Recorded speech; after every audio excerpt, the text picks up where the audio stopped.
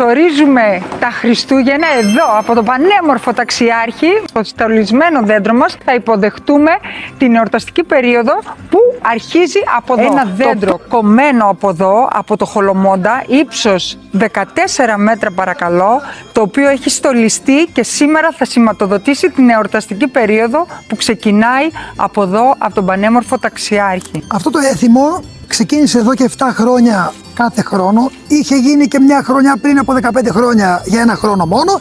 Σταμάτησε για κάποιους λόγους. Αλλά εδώ και 7 χρόνια έχουμε καθιερώσει κάθε χρόνο την παραμονή των Αρχαγγέλων, που είναι ο Αρχάγγελος Μιχαήλ, ο πολιούχος του χωριού μας, να ανάβει και το πρώτο χριστουγεννιάτικο δέντρο της Ελλάδος και όχι μόνο. Πάρα πολύ όμορφο αυτό, γιατί έτσι όπως το είπατε, ότι ανάβει το πρώτο χριστουγεννιάτικο δέντρο της Ελλάδας.